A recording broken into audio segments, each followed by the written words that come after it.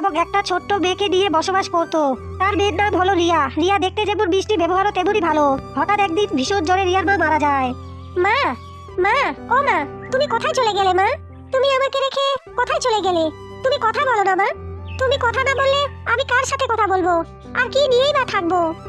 তুই চুপ কর মা, এখন কান্না থামা। কি আর করব বল, আমাদের কপালে হয়তো এটাই লেখা ছিল। কপালের লিখন যে কেউ বদলাতে পারে না রে মা। যত দিন যেতে থাকে রিয়ার অবস্থা আরো খারাপ হতে থাকে। সে একদম কথা বলা এবং খাওয়া দাওয়া বন্ধ করে দেয়। দেখ মা, তোর মা আর এই দুনিয়াতে বেঁচে নেই, আর কখনো ফিরেও আসবে না। আর এটা তোকে মেনে নিতেই হবে। আর তুই যদি খাওয়া দাওয়া না করে মন খারাপ হয়ে সবসময় বসে থাকিস, তাহলে আমার কি হবে বল? আর তার মধ্যে প্রতিদিন না খেয়ে থাকলে তো তোর শরীরও অসুস্থ হয়ে পড়বে। তখন আমি একাই বা কি করবো বল? না বাবা, আমার শুধু মা চাই, মানে মা চাই।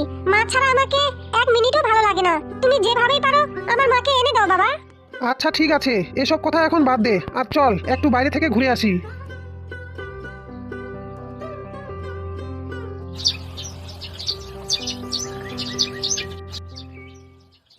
রিয়ার কথা রাখতে তার বাবা প্রকাশ কিছুদিন পর নতুন বউ নিয়ে বাড়িতে আসে। রিয়া মা, দেখ তোর কথা আমি রেখেছি। তোর জন্য আমি নতুন মা এনেছি। তুই আমাকে কয়েকদিন আগে বলেছিলি না যে তোর নতুন মা লাগবে? এই দেখ তোর নতুন মা, আর বল কেমন হয়েছে? বাবা, তুমি সত্যি বলছো?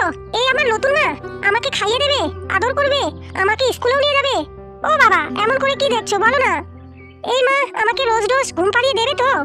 হ্যাঁ রে মা, সব দেবে। তুই আর চিন্তা করিস না। তোর নতুন মা তোর সব আবদার এখন থেকে পূরণ করবে। এবার তুই খুশি তো? হ্যাঁ বাবা, আজকে আমি অনেক খুশি হয়েছি। আর আজকে থেকে আমি খাওয়া দাওয়া ভালো করে খাবো। কিছু বছর পর রিয়ার একটা ছোট ভাই হয়। আর রিয়ার ভাইয়ের নাম হলো বল্টু। বল্টু ও তার মা রিয়াকে একদমও পছন্দ করতো না, এমনকি দেখতেও পারতো না। কি রে, এখন কটা বাজে? এত বেলা করে ঘুম থেকে উঠছিস যে? বলছি বাসি কাজগুলো কি তোর মরা মা এসে করে দিয়ে যাবে? তুমি এভাবে আমার মরা মাটাকে নিয়ে কেন বলছো মা? আমার মা তো এই পৃথিবীতে নেই। বলবো না তো আর কি বলবো? তাহলে যে এখনো এখানে দাঁড়িয়ে আছিস, যা তাড়াতাড়ি। হ্যাঁ মা, এখনই আমি সব বাসি কাজ করে দিচ্ছি। আসলে আজকে একটু ঘুম থেকে উঠতে আমার দেরি হয়ে গেছে। কাল রাতে খুব জ্বর এসেছিল তো। ও, তোমার জ্বর এসেছিল? জ্বর এসেছিল না ছাই? মেয়ের আহ্লাদ কত! বলছি উনুন থেকে সব ছাইগুলো বের করে এনেছিস তো? হ্যাঁ মা, অনেক আগেই ছাই তোলা হয়ে গেছে। এ কি মা, এত সকাল সকাল এত চিৎকার চেঁচামেচি কিসের জন্য হচ্ছে একটু শুনি? আর বলিস না রে বাবা, এই অপয়া মেয়েটা বাড়ির একটা কাজও ঠিক মতো করতে পারে না। কাকে তুমি অপয়া বলছো মা? রিয়াকে? অবশ্য মা, নামটা তুমি একদম খুব ভালো রেখেছো। দেখো অপয়া মেয়েটার মতো ড্যাব ড্যাব করে কিভাবে তাকিয়ে আছে। আচ্ছা, আমি সবই বুঝলাম। তবে তুই এত সকাল সকাল উঠে কেন পড়লি বাবা? যা আর একটু ঘুমিয়ে নে, না হলে যে চোখের নিচে কালি পড়ে যাবে। তোকে যে রাজকুমারের মতো দেখতে হবে একদম। নিজের শরীরের দিকে তোকে একটু খেয়াল রাখতে হবে এখন। যা যা, আর একটু গিয়ে ঘুমিয়ে পড়। না না, আজকে এখন আর ঘুমাবো না। আমার এখন আর ঘুম পাচ্ছে না। আমি বরং একটা কাজ করি, ঘরে গিয়ে একটু খেলা করি। এই রিয়া, আমার জন্য ঘরে গিয়ে জল খাবারটা তাড়াতাড়ি রেখে আয় তো, আমার খুব জোরে খিদে পেয়েছে। কিছুক্ষণ পরে রিয়া বল্টুর জন্য জল খাবার বল্টুর ঘরে দিয়ে আসে। কি রে বল্টু, তোর ঘরে জল খাবার রাখা যে? রান্নাঘরে গিয়ে সবার সাথেই তো বসে খেতে পারিস। তোর দিদিকে দেখে কিছু অন্তত শিখিস, বুঝলি? কি বললে তুমি আমার এই ছোট্ট ছেলেটাকে? এত বড় কথা তুমি আমাকে বলতে পারলে? সব দোষ আমার আর আমার এই ছোট্ট ছেলের। ঠিক আছে, আমি আমার ছেলেকে নিয়ে আজই যাব আমার বাপের বাড়ি। আর এই বাড়িতে কখনো ফিরে আসবো না। তখন তুমি থাকো তোমার মেয়েকে নিয়ে। হয়েছে হয়েছে, তোমাদের কোথাও যেতে হবে না। যাও গিয়ে এখন তাড়াতাড়ি করে রান্না বান্নাটা করো, আমি জমিতে গেলাম। প্রকাশ বাড়িতে তার স্ত্রী এবং তার ছেলেকেই কিছু বলতে পারতো না, কারণ বল্টুর মা সব কথাতেই প্রকাশকে বাড়ি ছেড়ে যাওয়ার হুমকি দিত। হায় ভগবান, আমি এখন কি যে করি! সংসারটাকে টিকিয়ে রাখার জন্য প্রতিনিয়ত আমাকে শুধু মুখ বন্ধ করে নিজের বাড়িতেই থাকতে হচ্ছে। আমার মা মরা মেয়েটার কপালে এত দুঃখ কষ্ট কেন দিলে ঈশ্বর? প্রকাশ তখন হাঁটতে হাঁটতে একটা গভীর জঙ্গলের ভিতরে চলে গেল। সেখানে প্রকাশ গিয়ে দেখে এক সাধু বাবা একটা গাছের নিচে বসে আছেন। কি রে, তোকে এত দুঃখী দেখাচ্ছে কেন? কি আর বলবো সাধু বাবা, যেদিন থেকে আমি দ্বিতীয় বিয়ে করেছি সেদিন থেকে আমার মা মরা মেয়েটার কপালে দুঃখ নেমে এসেছে। আমি ভেবেছিলাম আমার মেয়েটা হয়তো নতুন মা পাবে, হয়তো অনেক ভালো থাকবে, কিন্তু সব তার উল্টো হয়ে গেল। আমার বউটা আমার মেয়েটাকে এক চোখেও দেখতে পারে না, সব সময় শুধু আমার মেয়েটাকে দিয়ে বাড়ির সমস্ত কাজ করিয়ে নেয়। এরপর রিয়ার সাথে কি কি ঘটনা ঘটেছে সব প্রকাশ সাধু বাবাকে খুলে বলে। ও, আমি সব এখন বুঝতে পেরেছি। আমাকে তোর বাড়ি নিয়ে চল, তারপর কি করতে হয় সেটা তুই আমার উপরে ছেড়ে দে। ঠিক আছে বাবা, তাহলে আপনি আমার সাথে চলুন। তখন প্রকাশ সাধু বাবাকে নিয়ে তার বাড়িতে চলে গেল। কুসুম, দেখো আমাদের বাড়িতে কে এসেছেন। এ কি সাধু বাবা যে? সাধু বাবা, আপনি আমার প্রণাম নেবেন। এ কি, তোর মনে তো অনেক পাপ আছে। আমি মানুষের মুখ দেখেই বলে দিতে পারি যে কার মনে কি চলতেছে। এ কি কথা বলছেন বাবা? আমার মনে পাপ আছে? হ্যাঁ, আমি একদম ঠিক কথা বলছি। তুই তোর সতীনের মেয়েটাকে দিয়ে বাড়ির সমস্ত কাজ করাস, এমনকি ভালোভাবে খেতেও পর্যন্ত দিস না। আর নিজের ছেলেটাকে একটা তু কথাও বলিস না। রিয়া নামের অনেক জমি আছে, সেই জন্যই তুই জমিটা পাওয়ার জন্যই তুই রিয়াকে এই বাড়িতে শুধু রেখেছিস। তা না হলে তো তুই ওকে এই বাড়ি থেকে ঘাড় ধাক্কা দিয়ে বার করে দিতি। বাবা, আপনি এত কিছু কি করে জানলেন? আপনি তো অন্তর্যামী বাবা, আপনি তো অন্তর্যামী। আসলে বাবা, ওই সৎ মেয়ের জন্য আমার ছেলের সুন্দর ভবিষ্যৎটা নষ্ট হয়ে যাবে, সেই জন্যই আমি এসব করছি। ছি কুসুম, ছি। আজ তোমার জন্য এত কিছু করার পরেও তুমি বলছো যে রিয়ার জন্য তোমার আদরের ছেলের ভবিষ্যৎটা নষ্ট হয়ে যাবে।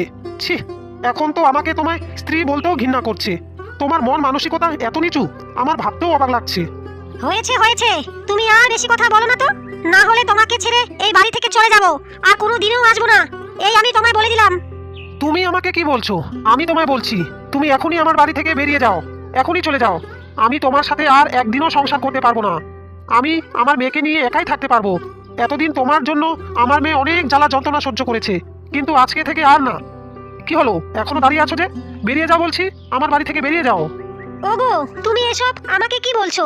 তুমি আমাকে এত বড় শাস্তি দিও না গো। আমি আর আমার ছেলে যে না হলে পথে পথে ঘুরবো। হ্যাঁ, তুমি তো এতদিন আমাকে বলতে যে তুমি এই বাড়ি থেকে চলে যাবে। এখন আমি তোমায় বলছি, এখন এই বাড়ি থেকে তুমি বেরিয়ে যাও। ওগো, আমার ভুল হয়ে গেছে, আমি আমার ভুল বুঝতে পেরেছি। আমাকে তুমি এবারের মতো ক্ষমা করে দাও। এরকম ভুল আর আমার কোনো দিনেই হবে না। আমি দুই ছেলে মেয়েকে এবার থেকে সমান চোখে দেখব, আর আমার এরকম ভুল হবে না। তোমায় আমি কথা দিলাম। তবুও তুমি আমাকে এত বড় শাস্তি দিও না গো। ঠিক আছে, এতদিন তুমি যাকে কষ্ট দিয়েছো সে যদি তোমায় ক্ষমা করতে পারে, তাহলে আমিও তোমায় ক্ষমা করে দেব। রিয়া মা, তুই আমাকে ক্ষমা করে দে মা। আমি এতদিন ধরে তোর উপর অনেক অন্যায় অত্যাচার করেছি, আমার খুব বড় ভুল হয়ে গেছে। রিয়া, তুই আমাকে ক্ষমা করে দে মা, না হলে যে তোর বাবা আমাকে বাড়ি থেকে বের করে দেবে। মা, তুমি আর কেঁদো না, আমি একটুও তোমার উপরে রেগে নেই। আর বাবা তোমাকে এই বাড়ি থেকে তাড়িয়ে দেবে আমি থাকতে? তা কি করে হয় বলো? তুমি কোনো চিন্তা করো না মা, আমি তোমায় ক্ষমা করে দিয়েছি, আর তুমি এই বাড়িতেই থাকবে আজকে থেকে। এইটা আমি সেট করে দিচ্ছি, ধর।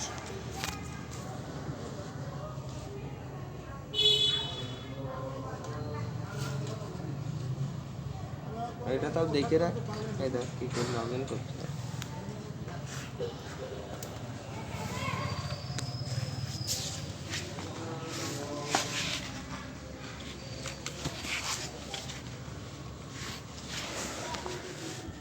এটার জন্য পাসওয়ার্ড ইয়েতে দিলাম, শুধু কি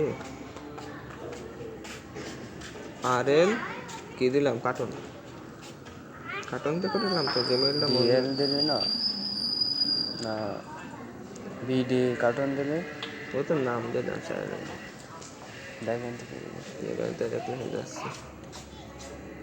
RL কার্টুন ঠিক আছে।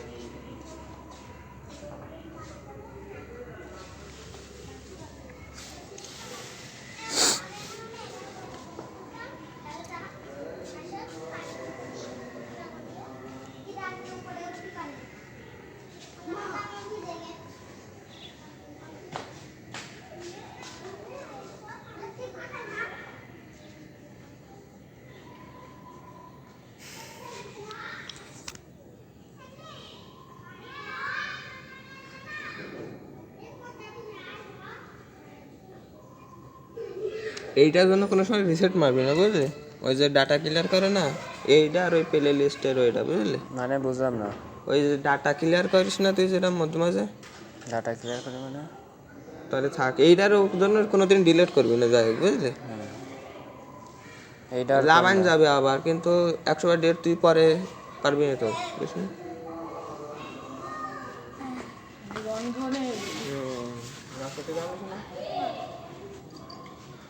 হুজুর, তুমি মাদ্রাসা পড়ে আলির মধ্যে হবে?